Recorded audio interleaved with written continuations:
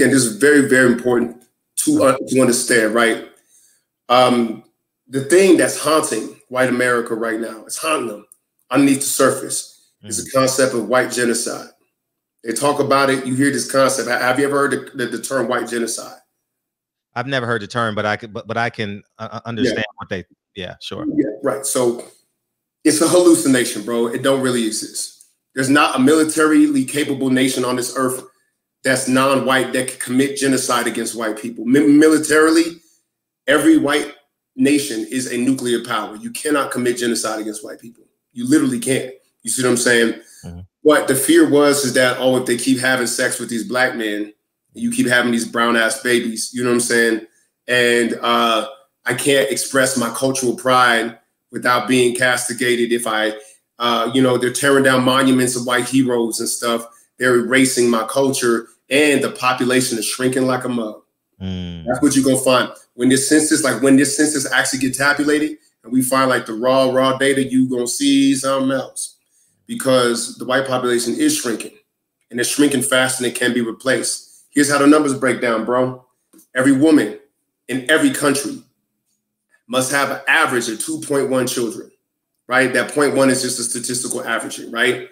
If you fall to 1.9 children, average woman, you can recover, but it takes 80 damn years. No one has ever recovered, and I'll repeat, no one has ever recovered from an average of 1.8 children per woman. Most of the white world sits right now between 1.4 and 1.7. Low key, in 100 years, it's actually a wrap. You see what I'm saying?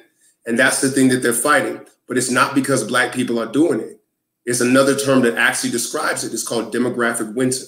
What demographic winter simply is you're having babies too goddamn late and you're not having enough of them. That's it. Westernized countries, the women who are highly educated, as opposed to third world countries, just have their babies later and they have less of them. The thing about it is, the poor countries, they just have more babies. They have them earlier. These women start, you know, childbearing at 17, 16, you know what I'm saying? And that extends their window in which to have children. So, for example, sub-Saharan Africa is the most population booming place on the planet. It's the fastest growing place right now. It's not Latin America. Everybody thinks it's Mexicans, it's like Latinos. No, Africans are the fastest growing population. Their birth rate on average is about 5.4. 5.4. In 2014, there were more babies, black babies born in Nigeria alone than white babies born in the entire European Union. That's what they fight. You see what I'm saying? And because they've had this cultural war for so long, those who polarize to the far right are taking up arms, thinking that they're somehow about to preserve the culture, when all they're really doing is removing popular will and sympathy from their cause. The more violence they commit, the more they kill. They're like a goddamn one-trick pony. The more violence they do, the more people they kill. And often they like kill white people. You feel me? So that's what's going on. And there's nothing that can be done to reverse the tide. So one thing I said in my TED Talk was, honestly, y'all got to embrace diversity. And I'm talking to white people here. Y'all got to embrace diversity. Here's what happens. If they don't diversify their genetic portfolio, they die. You see what I'm saying? And of course, they will say, well, if I mix with people, I die anyway. But the fact is that there's more genetic diseases among the European population than any other population on the planet. That's a fact. That's not Theo talking. That's not a eugenicist. That's Scientific American. I can tag you in the article if you want. Lack of genetic diversity weakens your genetic code. Who has the greatest amount of diversity within their own population? African people. It is what it is. So their attachment to white flesh, their attachment to white identity leads to suffering that is actually causing their birth rates to drop even faster, because where did the opioid crisis hit? Middle of America. Right. In fact, there's certain places in white America where you have literally white people dying at wartime numbers because of opioid overdose. Yeah, I saw that special in West Virginia. I saw that. Yeah. West Virginia is like one of the epicenters of it. You got spots out there in Missouri. You got in Arkansas. Like it's like a thing. You know what I'm saying? So white identity politics is killing white people who are attached to white identity politics. It's causing them to suffer. And if they don't kill themselves and implode, then they end up killing and striking out in these white supremacist hate groups. And it's just like, It's literally all the karma of white supremacy. It's literally all the inherited sins of the father coming down generation to generation. That's actually what it is. And that shit make me sad, low key. You know what I'm saying? It just made me sad, like, damn, that's fucked up. You know what I mean?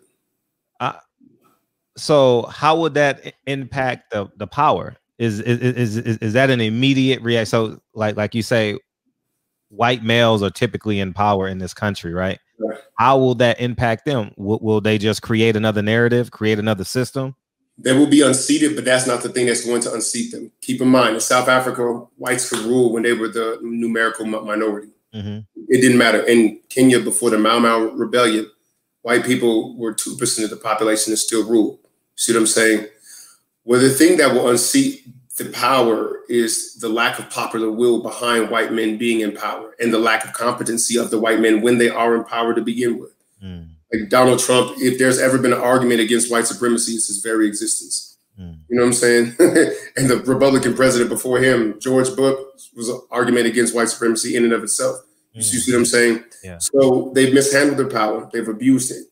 And they've created such a trail of bodies that there's just no way that people can actually support those who are fighting for white males to be in power. You know what I mean? Mm. And so that's the thing. And frankly,